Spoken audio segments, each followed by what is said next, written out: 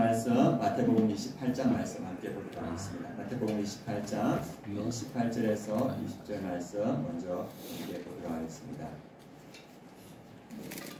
두 군데를 함께 살펴보도록 하겠습니다. 마태복음 28장 18절에서 20절 말씀 함께 봉독하도록 하겠습니다. 신약성경 52페이지입니다. 예수께서 나와 말씀하여 이르시되 하늘과 땅의 모든 권세를 내게 주셨으니 그러므로 너희는 가서 모든 민족을 제자로 삼아 아버지와 아들과 성령의 이름으로 침례를 베풀고 내가 너희에게 분부한 모든 것을 가르쳐 지키게 하라. 볼지어다 내가 세상 끝날까지 너희와 항상 함께 있으리라 하시니라. 아멘. 여기 적어두시고 우리 사도행전 1장 8절 말씀도 같이 함께 봉독하도록 하겠습니다. 신약성경 187페이지입니다. 사도행전 1장 8절 함께 봉독하겠습니다. 오직 성령이 너희에게 임하시면 너희가 권능을 받고 예루살렘과 온 유대와 사마리아와 땅 끝까지 이르러 내 증인이 되리라 하시니라. 아멘. 네, 오늘 말씀 제목은 선교지를 책임지고 지역사회를 품는 교회, 이 말씀으로 함께 은혜를 나누고자 합니다. 지금 우리 교회 5대 철학을 쭉 하고 있습니다. 그래서 지난주에는 우리 가정을 위한, 지난주에 기억나십니까? 지난주? 잠깐만요. 예. 집사님 확실히 기억하시네요.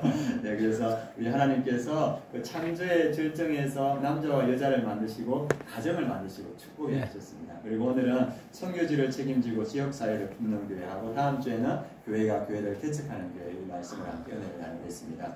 오늘 예수님께서 창조의 절정에, 하나님께서 창조의 절정에 가정을 만드셨고 예수님께서는 사역의 절정에 우리에게 축복의 말씀을 전해주셨습니다. 사역의 절정이라는 것은 예수님께서 3년 동안 그 모든 제자들에게 모든 훈련을 다 시키셨습니다. 그리고 십자가 위에서 구원을 완성하셨습니다. 그리고 죽으시고 부활하셨습니다. 예수님께서 할 수 있는 모든 것을 다 하셨습니다. 그리고 이제 부활하셔서 40일 동안 이 땅에 계시면서 제자들에게 하나님 나라를 가르쳤고 그 축복의 말씀을 오늘 우리에게 전해주고 있습니다. 그 말씀이 오늘 마태복음 28장 18절에서 20절 말씀입니다. 우리 한 절씩 함께 살펴보도록 하겠습니다. 마태복음 28장 18절 말씀 같이 한번 읽겠습니다.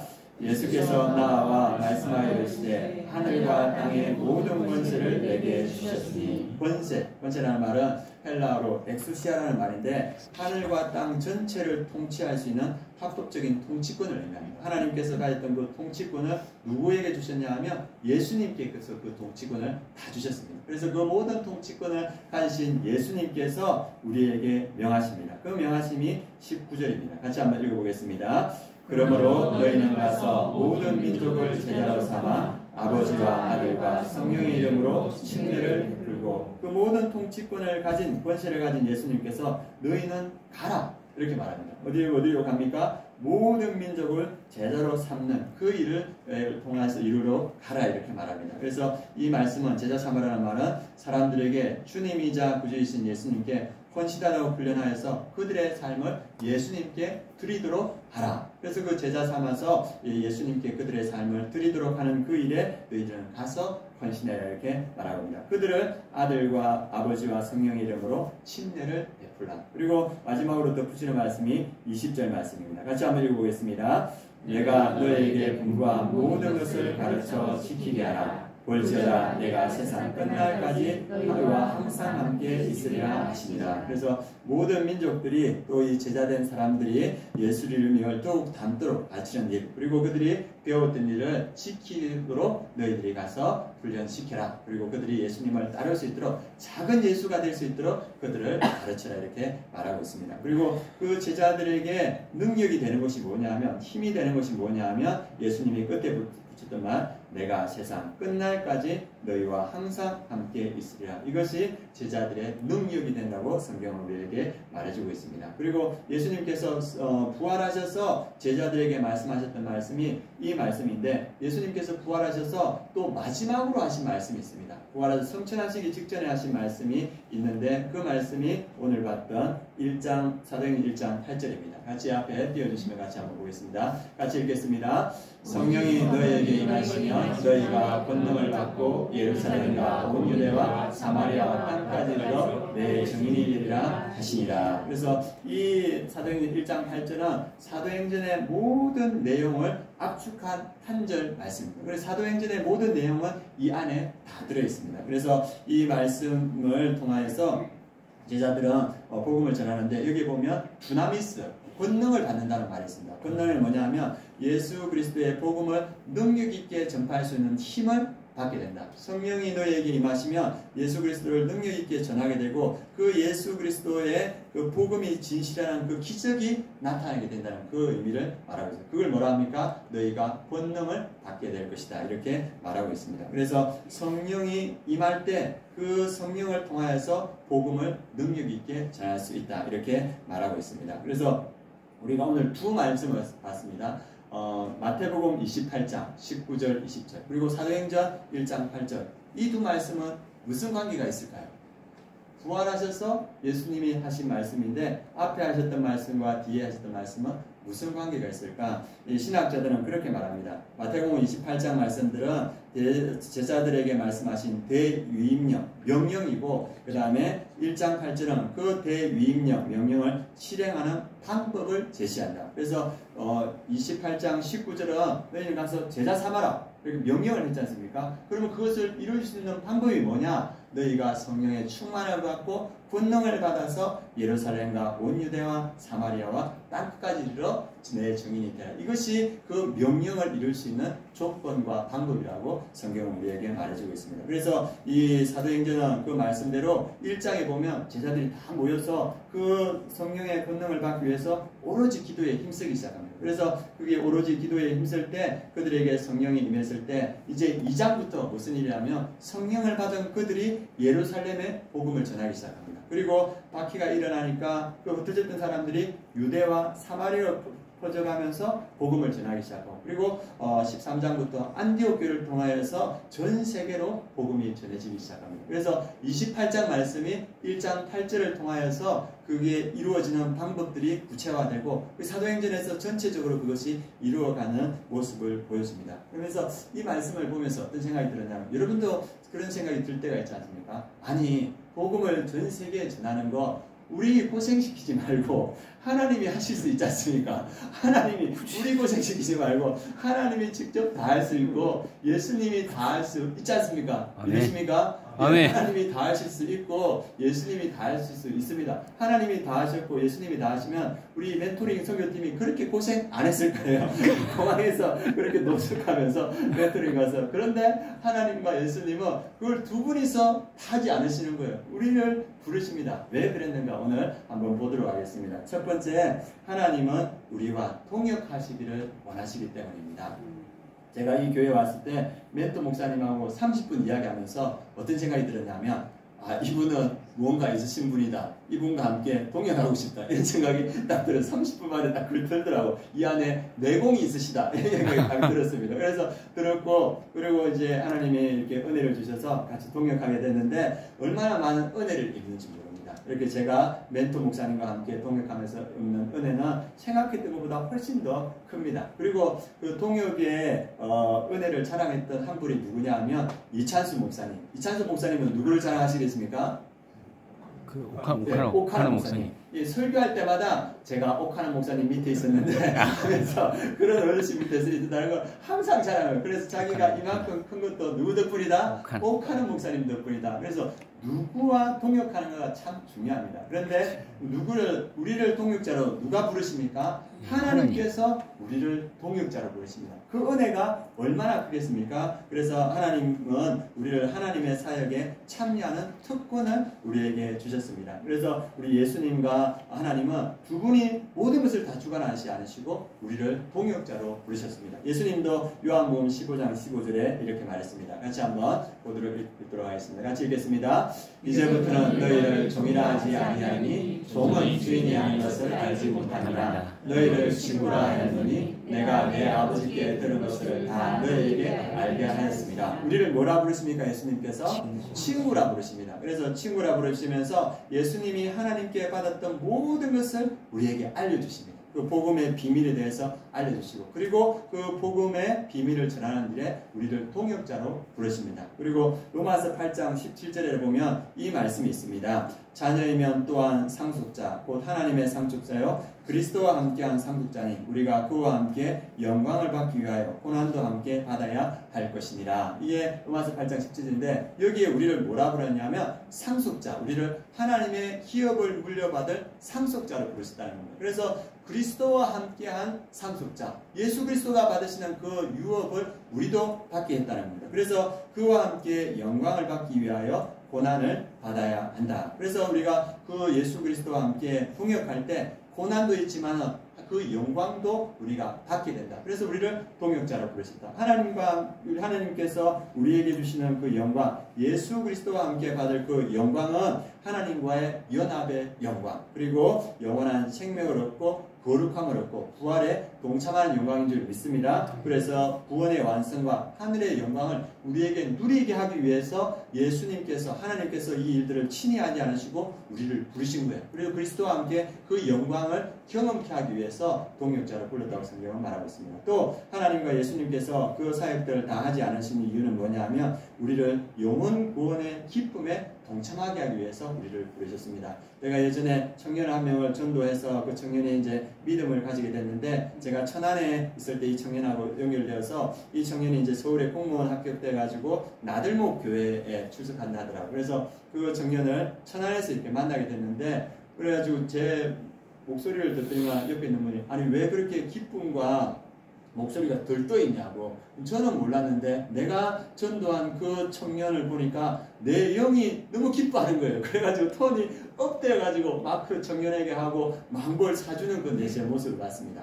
영혼 구원에는 기쁨이 있는 줄 믿습니다. 하나님께서는, 예수님께서는 우리가 그 기쁨에 동참하기 위해서, 동참시키기 위해서 우리를 부르셨습니다. 그래서 누가복음 15장 7절에는 이렇게 말합니다. 같이 한번 읽어보겠습니다. 내가 너희에게 이르노니 이와 같이 죄인 한 사람이 회개하면 하늘에서는 회개할 필요가 없는 의인 99으로 말미암아 기뻐하는 것보다 더하리라. 죄인 한 사람이 오면 그 하늘에 큰 기쁨이 있다는 겁니다. 그리고 누가복음 15장 10절에는 죄인 한 사람이 회개하면 하나님의 사자들 앞에 기쁨이 되느니라. 하나님의 큰 기쁨이 있다는 겁니다. 그래서 저도 이제 우리 성도님들 봤을 때 우리 남편이, 우리 안 나오던 남편이 교회 오면 우리 남편이 교회 나왔어요 하면서 화내가지고 오시더라고요. 그리고 자녀가 교회 나오면 우리 자녀가 교회 나왔어요. 전도 대상자가 나오면 전도 대상자가 교회 나왔어요. 그 기쁨이 우리 안에 충만한 겁니다. 그래서 예수님께서 다 하지 않으시고 그 기쁨에 우리를 동참시켜 주신 줄 믿습니다. 그래서 이 일들을 함께 이루어가기를 원하시는 겁니다. 그리고 예수님께서 혼자 다 하지 않은 이유는 전도와 선교를 통해서 개인의 영적 성장이 일어나기 때문입니다. 우리가 전도할 때 여러 가지 어려움이 있지만 그 가운데 우리의 믿음이 성장하는 걸 볼 수 있습니다. 전도할 때, 선교할 때 믿음, 순종, 기도, 말씀, 성령의 능력이 나타납니다. 그래서 우리 사도행전 1장 8절 조금 전에 읽었는데 한 번 더 같이 한번 읽어보도록 하겠습니다. 같이 읽겠습니다. 오직 성령이 너희에게 임하시면 너희가 권능을 받고 예루살렘과 온 유대와 사마리아와 땅 끝까지 이르러 내 증인이 되리라.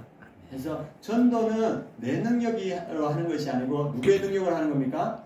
성령의 능력으로 하는 거죠. 그래서 전도할 때 성령에 아주 민감하게 됩니다. 그래서 성령을 더 의지하게 되고 이거는 영적 민감성과 담대함을 가지게 됩니다. 그래서 우리의 영적 수준이 높아지는 겁니다. 우리가 우리의 뜻이 아니라 주님의 뜻에 늘 집중하기 때문입니다. 그리고 전도와 선교 때는 거절, 비난, 희생, 그래서 이 고난이 있습니다. 고난을 통하여서 우리의 믿음이 정금같이 연단되는 겁니다. 예전에 제가 직장 생활할 때 기차를 타고 다녔는데 전도를 해야겠다는 마음이 있는 거예요. 그래서 내가 어떻게 전도할까? 그리고 예전에 우리 믿음의 선배들, 신학교 선배들은 버스에 하면 버스에 여러분 하면서 버스 통로에서 예수님을 복음 전했다 하더라고요. 그런데 저는 그런 담대함이 없어서 버스 칸에 전도지를 만들어가지고 이 사람들에게 전하면서 여러분 예수 믿으십시오. 그런 말은 못하고 전도지만 이렇게 나왔습니다. 그런데 그 작은 이 순종이 하나님께서 은혜를 주셨던 것 같아요. 그리고 버스에 앉으면 버스에 앉아서 이제 가다 보면 지금은 말하면 안 되죠.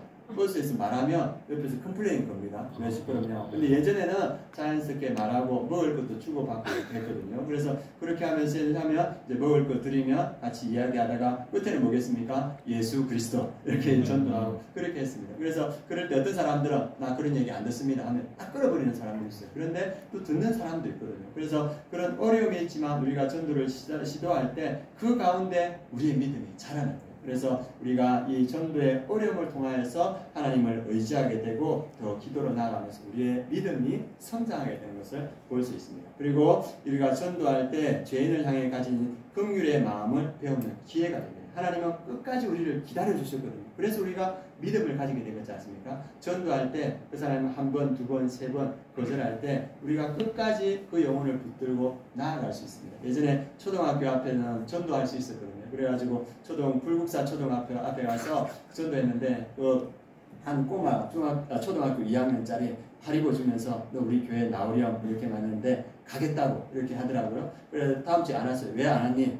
까먹었어요. 그래가지고 나오라 했는데 이 아이가 우리 교회에 나오기까지 몇 년이 걸렸냐면 2년이 걸렸습니다. 2년 만에 이 아이가 교회에 나오더라고요. 그만큼 뭐가 필요합니까? 기다림이 필요하거든요. 그래서 한 영혼을 향한 주님의 마음을 우리가 전도하면서 배울 수 있습니다. 그래서 우리가 전도하면서 우리의 신앙이 자랍니다. 주님은 우리가 그렇게 자라기를 원하십니다. 그래서 우리를 전도와 선교에 우리를 동참시킵니다. 그리고 네 번째가 왜 우리를 전도와 선교로 부르나? 하늘의 상급과 보상이 약속되어 있기 때문입니다. 전도할 때 하나님께 주시는 은혜와 상급이 있다고 성경은 말하고 있습니다. 다니엘 12장 3절 같이 한번 보도록 하겠습니다. 같이 읽겠습니다. 지혜 있는 자는 궁창의 빛과 같이 빛날 것이요 많은 사람을 옳은 대로 돌아가게 하는 자는 별과 같이 영원토록 빛나리라. 그래서 많은 사람을 옳은 대로 돌아오게 한 자는 별과 같이 빛나는 그러한 하늘의 상급이 있다. 우리 성경은 이렇게 말하고 있습니다. 그리고 마태복음 10장 41절 42절에는 이렇게 되어 있습니다. 선지자의 이름으로 선지자를 영접하는 자는 선지자의 상을 받을 것이요 제자의 이름으로 이 작은 자 중 하나에게 냉수한 것이라 주는 자는 결단코 상을 잃지 아니하리라 하시니라. 그래서 우리가 이 복음을 전하는 자들을 선대하는 것, 그리고 복음을 위해서 헌신하는 것, 주님께서 반드시 상이 있다고 말합니다. 여러분들 중에서도 이찬수 목사님 설교를 들으신 분들도 계시는데, 이찬수 목사님이 자주 하시는 말이 뭐냐면 자기 아버지 이야기를 하십니다. 자기 아버지가 조그마한 개척교회를 하셨는데 개척교회를 하는데 말을 더듬으셨대요. 그래가지고 말을 안 더듬고 하기 위해서는 이 주일날 아침에 일찍 2시간 먼저 나와서 기도해야 그날 말을 안 듣고 설교를 하셨대요. 그게 너무 힘든 거예요. 저의 조금 어려운 점은 뭐냐면 말이 너무 빠르다는 겁니다. 그래서 저도 한 2시간 정도 나와서 기도해야 될 것 같아요. 그래서 그 말들은 아버지가 이 영혼들을 구원하고 교회를 성장시키고 싶은데 자기 힘으로 안 되는 거예요. 그래서 이분이 선택한 게 뭐냐 하면 그 기도원에 가서 40일 금식 기도를 작정했습니다. 교회를 위해서 40일 금식 기도를 작정하다가 17일 만에 돌아가셨어요. 그래가지고 그 시신을 이찬수 목사님이 기도원에서 가져오면서 모시고 오면서 나는 절대 목회하지 않는다. 자기는 그렇게 생각해요. 그리고 이제 미국 유학 가서 자기는 절대 목회하지 않는다 했는데 하나님께서 그를 부르셔서 분당 우리 교회를 지금 사역하고 있지 않습니까? 그분이 말씀하시기 지금의 나의 사역은 우리 아버지의 은혜고 우리 어머니의 은혜다. 이렇게 항상 이야기하시더라고요. 그래서 복음을 위한 수고에는 상이 있는 줄 믿습니다. 여러분들이 우리 교회를 위해서 섬기는 그 상들이 여러분들에 있고 그 상들이 여러분 자녀들에게 흘러갈 겁니다. 유기성 목사님도 잘 아시죠? 그분도 이 설교를 들어보니까 젊은 나이에 서울에 있는 큰 교회에 부흥회를 오시게 됐대요. 그래서 좋은 이렇게 호텔에 와서 저녁에 있는데 그 좋은 호텔에서 보면서 내가 무슨 이 젊은 나이에 이런 호강을 하는가, 무슨 은혜가 내게 이렇게 부어졌는가 생각했을 때 그분이 생각할 때 그분의 할아버지가 이북에서 목회를 하셨대요. 그래 전쟁이 일어났는데 전쟁이 일어나서 많은 분들이 그 할아버지가 목회자니까 이제 공산군이 내려오니까 교회를 버리고 피난 가야 됩니다. 이랬는데 그 할아버지가 아시면서도 끝까지 그 교회를 지켰다고 합니다. 그러면서 순교하셨대요. 그 순교의 피가 그 집안에 그러는 거예요. 그래서 유기성 목사님도 우리 할아버지의 그 순교의 은혜가 나에게 지금 이렇게 부어졌다 이렇게 말합니다. 성경은 말씀하십니다. 뭐냐 하면 너희들에게 전도와 복음에 헌신한 자에게 하나님의 상이 반드시 있다 이렇게 말하고 있습니다. 그리고 이번에 저희가 목회자 수련회에 갔을 때 오신 분이 강사 중에 한 분이 다니엘 기도회에 나와주셨던 분입니다. 현승원 디셰오 대표라고 혹시 들어보신 분 계십니까? 네, 아시네요. 그죠? 그분이 새롭게 하수서에도 나왔고 그리고 다니엘 기도회도 나왔고 그분이 이번에 어디에 나왔냐면 목회자 성장대회에 저녁에 이제 주 강사로 오셨더라고요. 그래서 그분의 가족들 이야기를 하더라고요. 그분의 아버지가 중고차 판매업을 했는데 교회가 어려워서 어머니도 그렇고 아버지도 그렇고 이 신앙의 상처를 많이 받으셨다. 그래서 이대로 신앙생활을 해도 되나 말이냐 많은 갈등이 있었는데 예수 전도단의 DTS 훈련을 받게 됐다는 제자 훈련을 받으셨죠. 그러면서 전도와 선교에 헌신해야 되겠다. 이것이 하나님의 뜻이다. 이래가지고 이 현성원 그 대표의 아버지가 그때부터 뭐냐면 선교사님들을 후원을 했대요. 처음에는 5만원, 10만원 했는데 그 가정이 몇 가정이 됐냐면 5가정이었는데 10가정이 되고 20가정이 됐대요. 그래서 그 집안에서 일주일에 한 번씩 이렇게 가정 예배를 드리는데 그날 뭐 하냐면 선교 편지가 오면 그 선교 편지를 놓고 같이 기도하는 거예요. 그게 가정 예배입니다. 그런데 나중에는 30가정이 됐어요. 선교 편지가 계속 오지 않습니까? 그래 한 주로 가지고는 그 선교 편지를 다 읽지를 못하는 거예요. 그래가지고 한 6개월 정도 모여서 아버지가 지혜를 냈습니다. 우리 같이 2박 3일 동안 좋은 데 가서 놀고 그 다음에 저녁에는 이 선교 편지 가지고 기도하자. 그래서 뭣도 모르는 아이들이 그러겠다. 이래가지고 가서 수영장 같은 데서 놀고 저녁에 이제 선교 편지를 이제 읽고 기도하려고 하는데 선교 편지가 이렇게 되더랍니다. 그래가지고 저녁에 8시, 9시 시작했는데 마치니까 새벽 3시가 되더래요. 그렇게 선교 편지를 선교사님을 위해서 기도하고 이렇게 했는데 나중에 이제 현성원 이분이 대학교에 가서 과외를 하게 되는데 돈이 들어오지 않습니까? 그래가지고 자기가 봤던 아버지의 그 섬김을 통해서 나도 선교에 동참하게 해주세요. 그래가지고 그 아들이 선교에 동참했다고 합니다. 그래서 그 집안에서 늘 하던 게 뭐냐 하면 선교사님들에게 한국에 들어오면 그분들을 섬기고 그리고 또 아버지는 그 휴가 잡으면 가족들과 함께 그 선교지에 가서 선교지를 섬기고 그래서 그 가정에서 어렸을 때부터 그 선교를 하다가 나중에 이제 이 현성원 분이 그 대학교에서 과외하고 그 모았던 돈들을 같이 선교했는데 이제 대학교를 졸업하고 이분의 꿈이 뭐였냐면 메가스터디, 저희 때는 메가스터디가 아주 유명했죠. 그 메가스터디의 인강 강사가 되는 것이 자기의 꿈이었답니다. 그래가지고 했는데 자기가 스펙이 없으니까 이게 안 되는 거예요. 계속 떨어지는 거예요. 그래가지고 이분이 자기가 그 잘하기 위해서 영어를 갖다 공부했는데 얼마를 공부했냐면 1만 시간을 공부했대요. 그래가지고 이제 하는데 이 메가스터디나 이렇게 주 강사, 인강 강사가 못 되니까 주변에서 이렇게 권유하기를 학원 하는 게 어떻겠냐. 동생이 이렇게 권유를 하더라고요. 그래가지고 그 안산 동산고등학교 앞에 학원을 하나 이렇게 만들었어요. 그래서 돈이 없어가지고 아버지한테 500만 원 빌렸어요. 이 학원을 열었는데 그래가지고 이 학원을 하다 보니까 학생들이 조금씩 모이는 거예요. 그래서 150명 되고 그 다음에 300명 되고 그 다음에 700명 되고 1,500명 되고 3,000명이 되는 거예요. 그래가지고 그 돈이 생기니까 기아대책 그런 후원을 했는데 300명을 했다고 하더라고요. 혹시 박정호 집사님 아시나요? 네, 정인이 저기 계십니다. 그래서 300명 하고 그리고 이제 자기가 이제 선교를 해야 되겠다 해가지고 선교를 나가 보니까 기독교 학교를 열면 아이들이 들어와서 복음을 듣는다. 그래가지고 이 기아대책하고 또 그 기아대책이네요. 기아대책하고 학교 자매기를 내는데 학교를 전 세계에 기아대책과 몇 개를 만들기로 했냐면 100개를 만들기로 했대요. 근데 그 기아대책 하시는 분이 학교 짓는 흉내만 내겠습니까? 제대로 짓겠습니까? 이렇게 하니까 제대로 짓겠다. 그러면 한 학교에 5억이 듭니다. 이렇게 이야기하더라고요. 그래가지고 자기 전재산 들어서 한 학교 했는데 몇 개 남았습니까? 99개 나왔어요. 하나님 이거 99개 어떻게 합니까? 했는데 그 학원이 외국계 회사가 들어와서 주식을 반을 사갔대요. 반을 사갔는데 세금 다 떼고 나니까 통장을 열어보니까 얼마가 나냐면 1,000억이 남더래요. 네, 그래가지고 그 100개의 학교를 후원하고 지금도 후원하고 그리고 이제 자기 이제 수업을 듣는 강의를 듣는 학생들이 많으니까 학생들에게 전도해야 되겠다. 이런 마음이 어느 날 들더라고요. 그래가지고 아이들을 그 큰 코엑스 센터에 다 모아줍니다. 1000명을 모아가지고 그래가지고 1시간은 너희들의 꿈을 이루는 방법 가르치고 그 다음에 또 대학교 어떻게 하면 잘하는지 가르치고 그 다음에 자기에게 25분이 주어졌는데 그 학생들을 이제 다 모여있을 때 그 방송하는 사람에게 말하면서 나에게 핀 조명을 주십시오 하면서 그 1000명이 자기를 쫙 쳐다볼 때 이제 복음을 전하기 시작하는 거예요. 근데 다리가 떨리더래요. 여기서 실패하면 내가 이때까지 이루었던 건 다 날아간다 이 생각이 딱 들더랍니다. 그래가지고 그 마음이 들었는데 하나님께서 마음속으로 너 본전이 뭐냐 물어보는 게 예, 아버지한테 빌렸던 500만 제 본전입니다. 그래 그거 아깝냐? 안 아깝습니다. 그래가지고 그 1000명의 95%가 비신자들 그 자리에서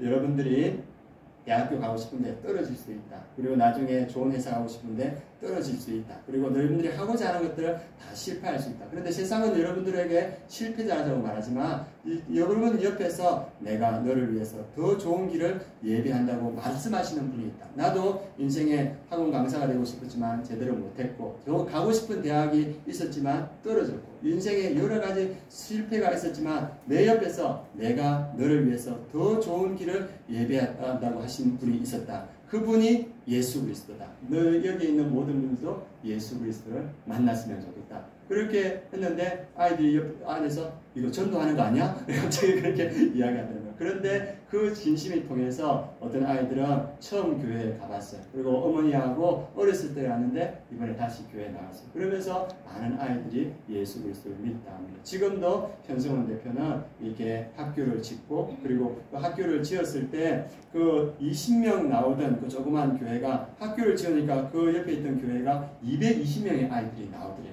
복음이 들어가니까. 그래서 그 복음에 헌신하는 그런 모습, 하나님 말씀에 순종했을 때 하나님께서 내 길을 열어가시다. 그 간증을 제가 이번 목회자 성장 세미나에 들었습니다. 복음을 전하고 선교하고 전도하는 자에게 하나님의 축복이 있는 줄 믿습니다. 우리가 그 말씀에 순종하여서 하나님께서 예비하신 은혜와 축복을 누리는 우리 성도님들 되시기 바랍니다. 그리고 우리가 성경에 보면 전도와 선교에 집중하는 교회가 있고 그러지 못하는 교회가 있습니다. 집중하는 대표적인 교회가 선교와 전도에 집중하는 대표적인 교회가 안디옥 교회가 있습니다. 안디옥 교회는 예루살렘 외 지역에서 가장 먼저 복음이 전파되어서 복음을 확산시킨 그러한 교회였습니다. 그래서 여기는 유대인뿐만 아니라 이방인들도 활발하게 활동하였던 교회였고 최초로 선교사를 파송한 교회가 어느 교회입니까? 안디옥 교회입니다. 그래서 그 안디옥 교회가 전도와 선교가 교회의 핵심 사명이자 기쁨으로 생각하는 그런 교회였습니다. 우리의 말씀 사도행전 11장 22절 26절 말씀 같이 한번 읽어보도록 하겠습니다.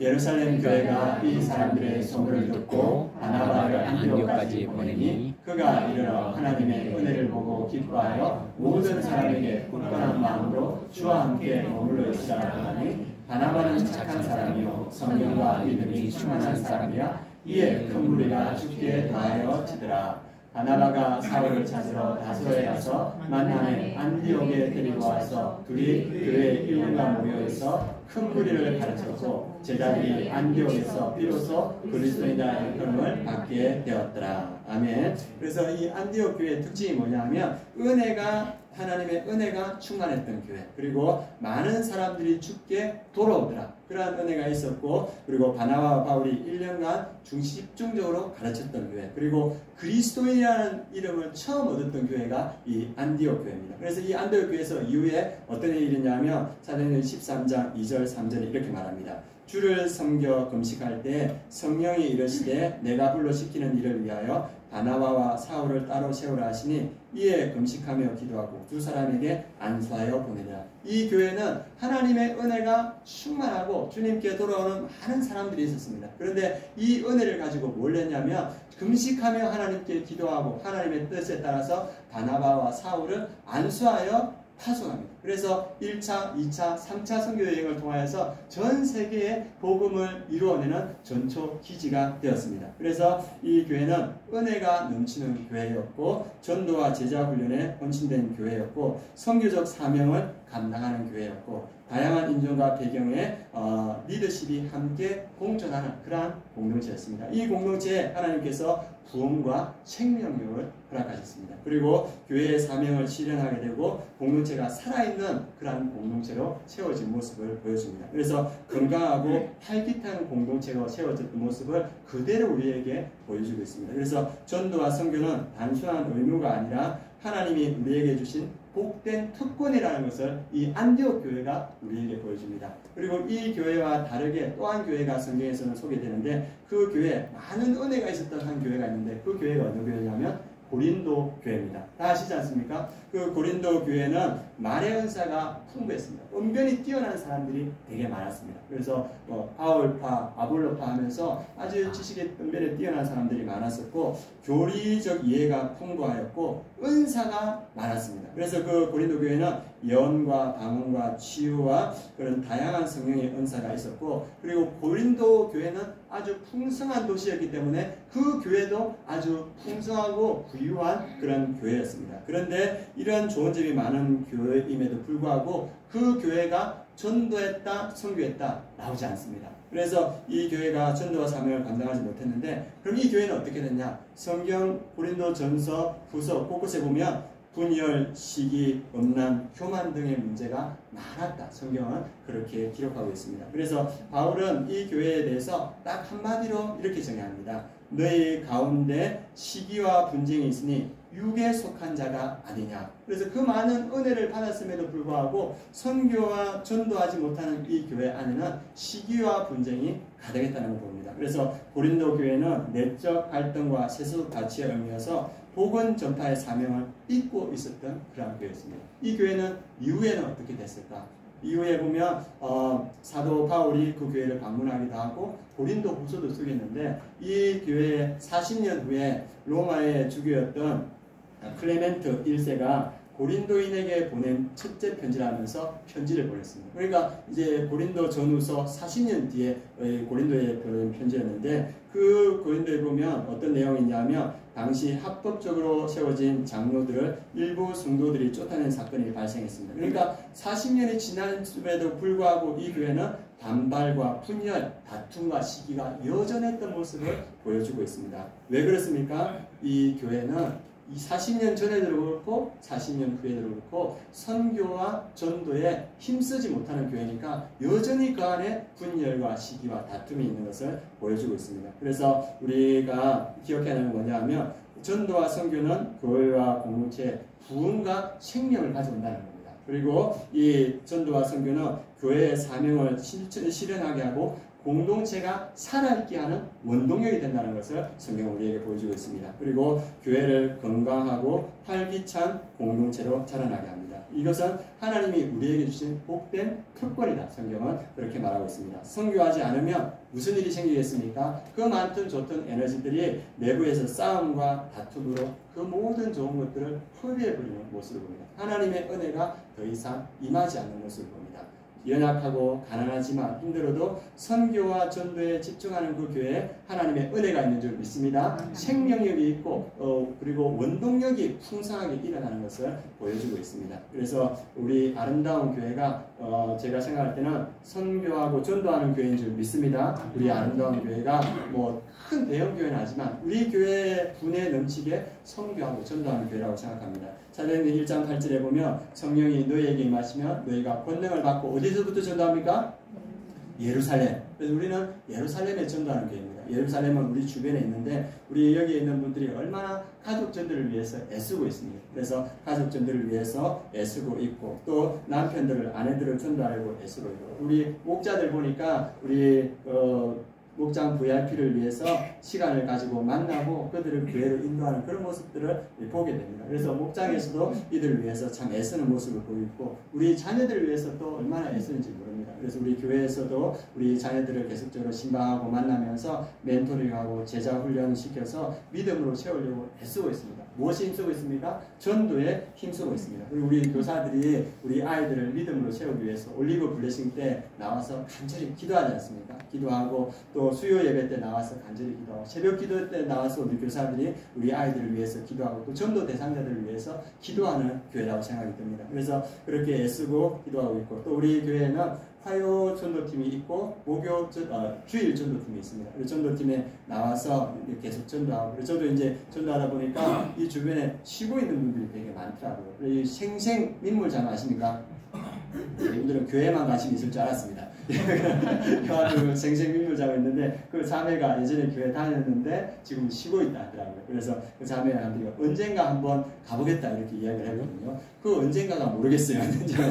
그렇지만 만나면서 우리 교회가 지금 같이 전도하고 있습니다. 그리고 목장이 영혼 구원하여서 이렇게 VIP를 전도하기 위해 쓰고 있습니다. 그래서 목장을 통하여서 영혼이 구원되고 전도가 이루어질 때 그 목장의 생명과 부흥의 역사가 나타날 줄 믿습니다. 그리고 건강하고 활기찬 공동체로 자라는 것을 경험하실 것입니다. 그래서 우리 교회는 목장을 통하여서 전도하여 영혼을 구원하는 교회입니다. 그리고 우리 교회가 유다와 사마리아에 선교를 하고 있는데, 제가 봤을 때 이게 우리에게 어떻게 이루어지냐, 지금 11번째까지 지교회 개척이 이루어졌지 않습니까? 그래서 우리 성도님들 마음속에는 좀 아쉬움도 있어요. 이 교회들이 좀 더 힘있게 사역을 해왔으면 얼마나 좋을까 하는 그런 아쉬움도 있습니다. 그런데 제가 듣기에는 오영일 전도사님이 모자이크 교회에서 이렇게 사역했는데, 그곳에 예수 믿지 않는 사람들이 전도되어서 그곳에서 신앙체험을 하고 있다는 거예요. 그래서 11개, 우리를 비롯해서 11개인데 이 11개 교회가 많든 적든 그것을 통해서 새로운 영혼들이 전도되어서 그것들이 예수 그리스도를 만나고 있습니다. 그래서 우리는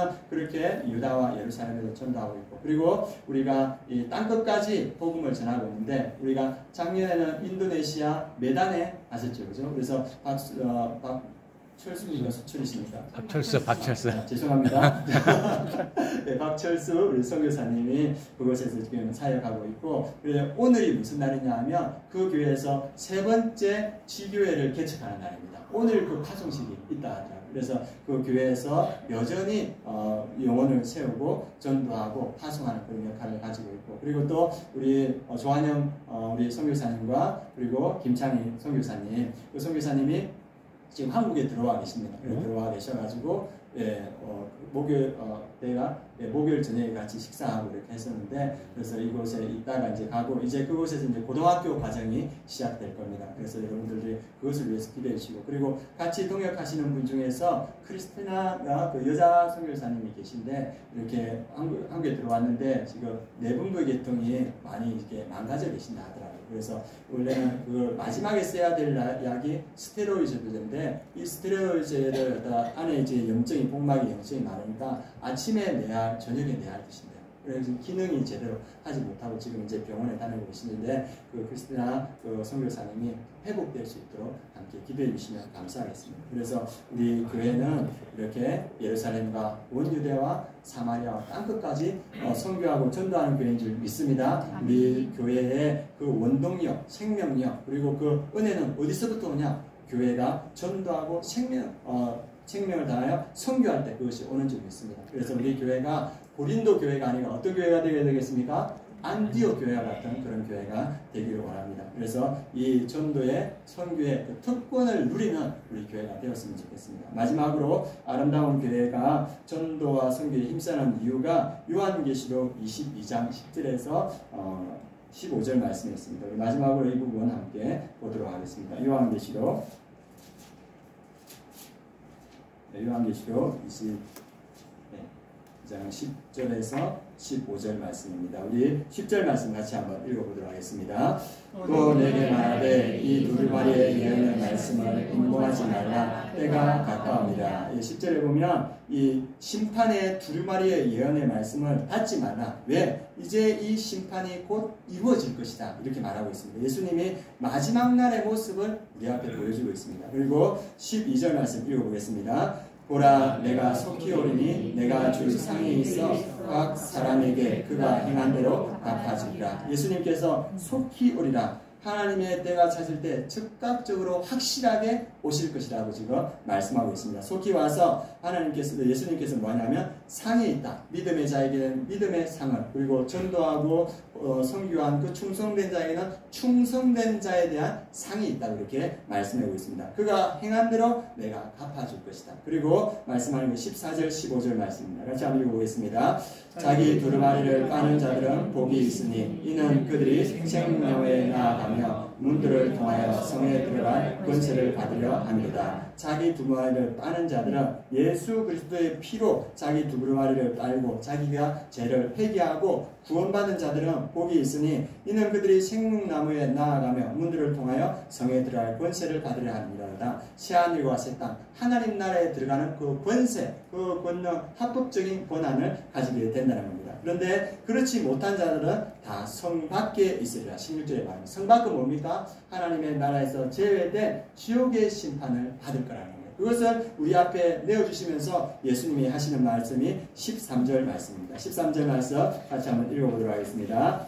나는 알파와 오메가요 처음과 마지막이요 시작과 마침이라. 예수님께서 뭘 말씀하냐면 나는 알파와 오메가요 처음과 마지막이요 시작과 마침이다. 처음은 뭡니까? 예수님은 하나님과 함께 이 세상을 처음 창조하셨습니다. 믿으십니까? 그래서 예수님은 자신을 처음이랍니다. 그리고 마지막에 예수님께서 심판자로 이 땅에 오셔서 이 땅의 모든 것을 마무리하실 겁니다. 그래서 여기서 뭐라 합니까? 내가 마지막이다. 그래서 시작과 마침이다. 예수님은 이 시작, 태초의 시작부터 이 세상이 마치기까지의 모든 것을 다 주관하시고 모든 것을 아시는 분이십니다. 그 모든 것을 주관하시고 모든 것을 아시는, 우리의 모든 것까지 아시는 그 예수님께서 부활하셔서 우리에게 물어보시는 것, 우리에게 말씀하시는 건 뭐냐면 너희 인생에서 가장 중요한 것이 무엇이냐? 너희 인생에서 가장 축복된 것이 무엇이냐? 부활하신 예수님께서 그걸 우리에게 물어보시는 겁니다. 그 말씀이 마태복음 28장 19절 20절입니다. 우리 같이 한번 읽어보도록 하겠습니다. 마태복음 28장 19, 20절 같이 읽겠습니다. 그러므로 너희는 가서 모든 민족을 제자로 삼아 아버지와 아들과 성령의 이름으로 진례를 베풀고 내가 너희에게 분부한 모든 것을 가르쳐 지키게 하라. 볼지어다 내가 세상 끝날까지 너희와 항상 함께 있으리라 하시니라. 이 세상의 시작과 그리고 끝을 주관하시는 분, 우리의 모든 것을 다 아시는 분이 우리 삶에서 가장 중요한 것, 우리 삶에서 가장 축복된 것이 뭐냐 하면 가서 제자 삼고 주 예수 그리스도를 증언하는 것이 가장 중요한 것이고 가장 축복된 삶이라 말하고 있습니다. 이것을 이룰 수 있는 방법이 뭔가 1장 8절, 사도행전 1장 8절도 같이 한번 읽어보도록 하겠습니다. 같이 읽겠습니다. 오직 성령이 너희에게 임하시면 너희가 권능을 받고 예루살렘과 온 유대와 사마리아와 땅까지 이르러 내 증인이 되리라 하시니라. 이 말씀이 우리의 삶의 가장 중요한 말씀이고 우리의 삶의 가장 축복된 말씀인 줄 믿습니다. 그래서 이 부활하신 예수님께서 오늘 우리에게 하시는 말씀, 그 축복된 일에 우리를 초청하시고 또 영혼 구원의 기쁨에 우리를 초청하셨습니다. 그리고 하늘의 상급을 받는 일에, 공동체가 축복받는 일에 우리를 초청하셨습니다. 그래서 주님이 하시는 말씀이 오직 성령이 너희에게 임하시며 너희가 권능을 받고 예루살렘과 온 유대와 사마리아와 땅끝까지 이르러 내 증인이 될 것이다. 그래서 전도하는 그 성도에게, 그 가정에, 그리고 그 목장에, 그리고 그 교회에 하나님의 은혜와 축복이 임할 줄 믿습니다. 그리고 선교하고 전도하는 그 가정과 목장과 그리고 그 교회에 하나님의 영광이 충만하게 임할 줄 믿습니다. 그 은혜가 충만한 우리 아름다운 교회, 우리 성도님들 되시길 원합니다.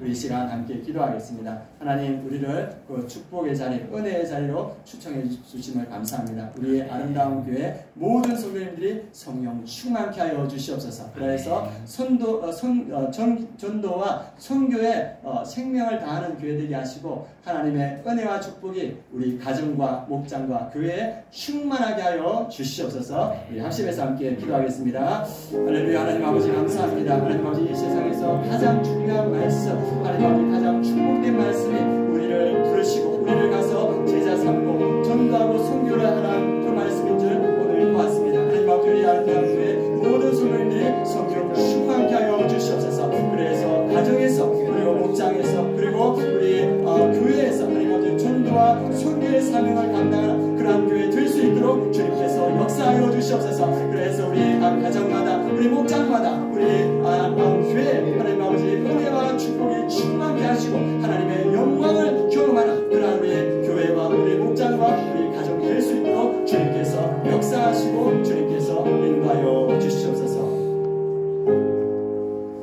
하나님 감사합니다. 감사합니다. 연약한 우리를 믿음으로 구원하여 주시고 주의 사명에 우리를 불러주심을 주님 감사드립니다. 우리 성도님들 성령 충만케 하여 주시옵소서. 그래서 주님께서 맡겨주신 전도와 선교의 사명을 감당할 수 있는 은혜를 더하여 주시옵소서. 그래서 우리 가정과 우리의 목장과 그리고 우리 아름다운 교회가 성령 충만하여서 영혼을 권하여 목장과 가정과 우리 교회 하나님의 은혜와 축복이 충만케 하시고 하나님의 영광을 드러내는 그런 우리 가정과 목장과 교회 될 수 있도록 주님 역사하여 주시옵소서. 아멘. 역사할 줄 믿고 감사드리며 예수 그리스도의 이름으로 기도드립니다. 아멘. 예, 우리 찬양하면서